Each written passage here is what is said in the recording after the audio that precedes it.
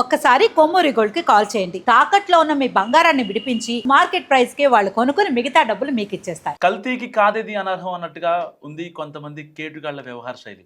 జనం ఉపయోగించే ఆహార పదార్థాలను తమ స్వలాభాల కోసం యథేచ్ఛగా కల్తీ చేస్తున్నారు. మొన్నటికి మొన్న కల్తీ టీ పౌడర్ను పట్టుకున్న పోలీసులు తాజాగా భారీగా కల్తీ అల్లం వెల్లుల్లి పేస్ట్ని స్వాధీనం చేసుకున్నారు.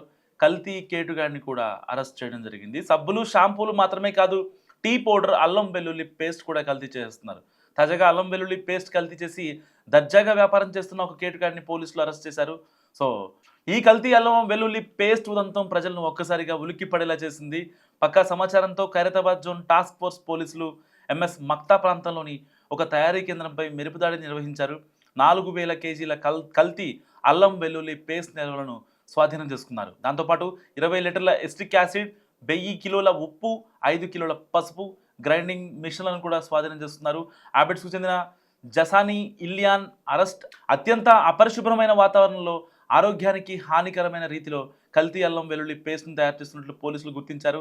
ఈ తనిఖీల్లో హ్యాబిట్స్కు చెందిన జసానీ ఇలియాన్ను పోలీసులు అదుపులో తీసుకున్నారు. జేజే ఫుడ్స్ పేరుతో అల్లం వెల్లుల్లి పేస్ట్ తయారీ వ్యాపారం చేస్తున్నట్లు కూడా పోలీసులు తెలిపారు. ఈ పేస్ట్ను బహిరంగంగా ప్లాస్టిక్ టబ్బుల్లో ఉంచడం వల్ల దుమ్ము ధూళి ఈగలు వచ్చేరాయి.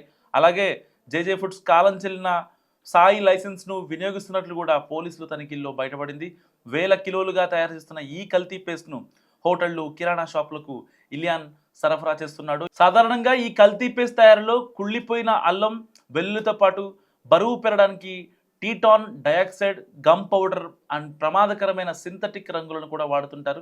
నిల్వ ఉండటానికి అనుమతించిన దానికంటే ఎక్కువ స్థాయిలో ప్రిజర్వేటివ్స్ కలపడం వల్ల విషతుల్యంగా మారతాయి. సో పోలీసులు రైడ్ చేయని పక్షంలో ఆ కల్తీ అల్లం వెల్లుల్లి పేస్ట్ నిల్వలు మార్కెట్లోకి వెళ్ళి ఉండేవి. సో ఫలితంగా వేలాది మంది గ్యాస్ట్రిక్ సమస్యలు, ఫుడ్ పాయిజనింగ్, దీర్ఘకాలంలో క్యాన్సర్ వంటి బారిన పడే ప్రమాదం ఉండేదంటున్నారు పోలీసులు. మరోవైపు ఇలియాన్పై బిఎన్ఎస్ సెక్షన్ 318, 275 కింద పోలీసులు కేసు నమోదు చేశారు.